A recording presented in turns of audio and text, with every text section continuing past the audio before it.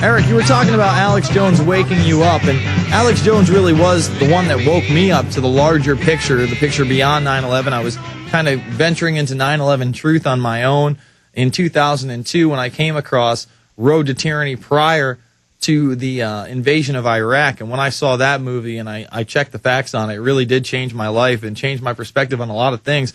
And I lost a lot of sleep, and I thank Alex Jones for that every day, and I think I'm blessed to be able to work in this office and do what I do and be a part of this info war. Continue. Okay, I'm going to touch on what you just said real quick. And he didn't wake me up. I was awake when 9/11 happened. I was sitting on the couch watching it.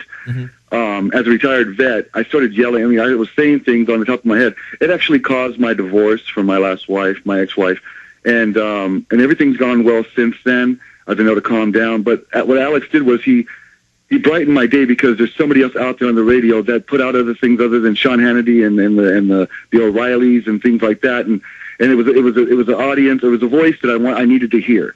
So it basically calmed me down. The thing with Howard Stern, I also used to listen to Howard Stern, and the reason why I enjoyed listening to Howard Stern on the way to work or while I was doing my work was because even though I don't agree with everything he said, I like to have a discussion.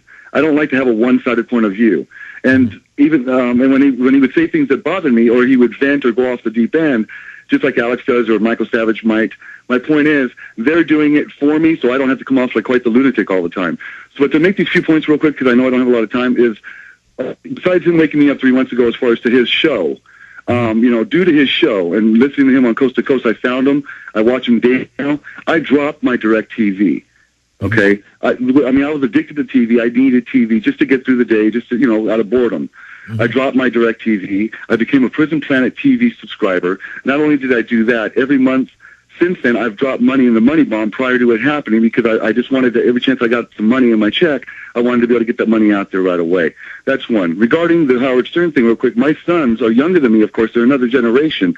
But I love my kids, and through you, because of you, they've been able, because Alex and Michael Savage and them kind, they're a little too abrupt. They're a little too loud. They get too much, they get too much energy going, that cracky voice and everything else. But you are calm. You get your point across. Plus, you like Howard Stern. You like other things. You're in a young generation. My 21-year-old is actually listening and paying attention now, because the thing you're showing right now with Milo and all that, he's a gamer. Yeah. I only play Madden with him. I can't keep up with these other things. And so, but I love the game systems. But when I saw what I saw, I showed it to him. He found it. He called me into the room. Because of you, him and I have a better dialogue. Not that we didn't have a better dialogue in the first place, but we actually have a dialogue regarding the New World Order. And he makes fun of me and calls me the conspiracist. But we have a loving relationship that way. He's not making fun of me rudely.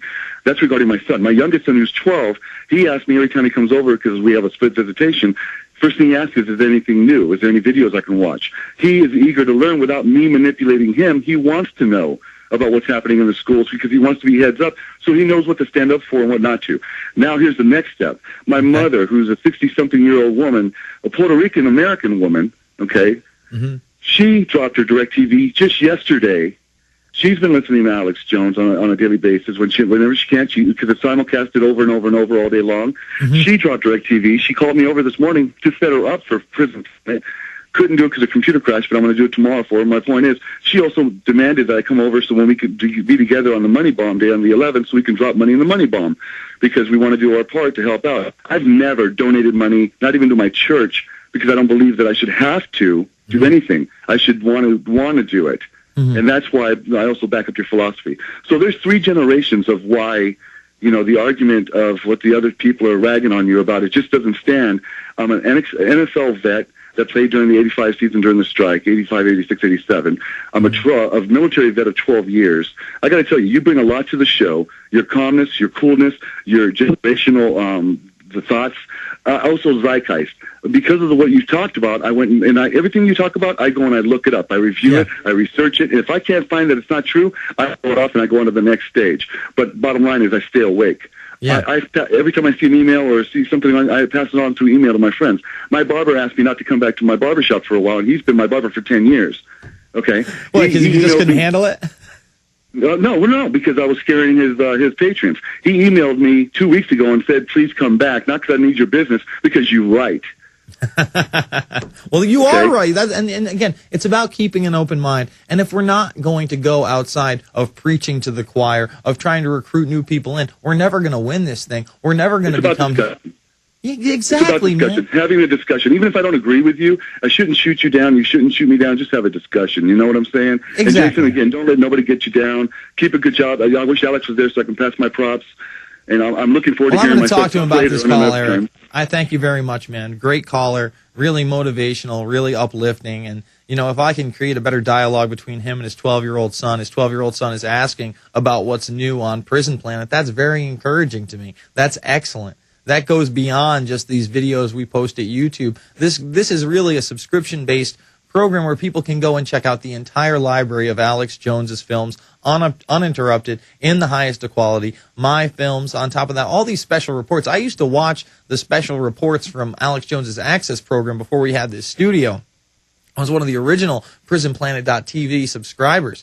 And you miss a lot if you don't see those. There's stuff he covers on that program that he doesn't get to cover on the radio program. One of the things that really sticks with me, that I haven't been able to find the source article, but I remember years and years and years ago when TiVo was openly talking about how in the future they wanted to have a brain chip so everything was broadcast into your head and you could download things into your worldwide mind type scenario. And as technology gets better and better and time progresses on, that seems like it is more of not only a possibility, but a probability somewhere down the line. Bill in Arizona. Bill, you're on the line. Yes, sir. How you doing? Hello, Jason. Good. Yeah, I wanted to talk about the economy and how bad it is. I'll give you an idea how bad it is out here in Phoenix. Mm-hmm. A friend of mine sold a pool company back in 2006 for $35 million, took $25 million down. The buyers went bankrupt. He bought it back for $4 million. He's now doing pools at a shade over cost just to keep the employees busy. In my business, we do door hangers. We do 20,000 and get 44 calls. We have done 50,000 and got 7 calls with 3 jobs. I mean, it is so bad. I mean, and this is for sick trees. This is something that people don't want to die. They're now letting trees go and other things. They're just holding on to every last dime. I mean, I've never seen it this bad. And I wanted to clear up something. I heard Jesse Ventura talking about Obama the other day, and he said, well, his mom's from America. You have to go back to the law as it was in, 1961 when this guy was born. And what it said was that if you don't have 2 parents that are natural-born citizens and you only have one, they have to have lived here 10 years, of which 5 are over the age of 14, and his mother gave birth at age 18. So she did not fulfill the requirement as it was in 1961 or whenever. Doesn't matter what the new laws are now. He was grandfathered in under an old law, and she did not fulfill those requirements. And Jesse seemed to be a little out there on this subject. Well, I didn't hear all that interview, but did they even bring up the subject of the birth certificate and whether or not he was born in this country? No, they kind of just touched on it gradually, and he said, well, his mom's American, and Jesse's learning. He's a little out to lunch on a few things. He's not totally 100% up to date. And I don't think he understands the global government issue, the internationalist issue. The real complaints of a North American Union have nothing to do with the Mexican people or a race of people or our dislike or prejudices towards brown people or being scared of them. What I'm scared of is losing my sovereignty to another nation, whether it be Canada or Mexico, to international law. And I don't think he sees how all of this is to gradually bring us into globalism, and it's through these false flag terror attacks that they're able to make leaps and bounds, and through these pandemics and fears and financial crisis that they're even able to gain more ground. So I think he does need to brush up on some things. Another point, though, he has so much life experience and just an amazing story behind him. Navy, SEAL, professional wrestler, governor of Minnesota, that I think he brings a lot to the table charismatically, and to bring in that Howard Stern audience, which to me is the most important thing. Let's get, mom and pop America in on this thing, and let's expand it, and let's take on the mainstream. Yeah. I've been aware of a lot of this stuff since I was born in '64. Since the early '70s, my dad was trying to get Barry Goldwater elected. Staunch Republican, knew about the trilateralists, knew about all this stuff. Federal Reserve. In fact, he explained exactly why Kennedy was killed. And if you look at the coinage, it's very significant. In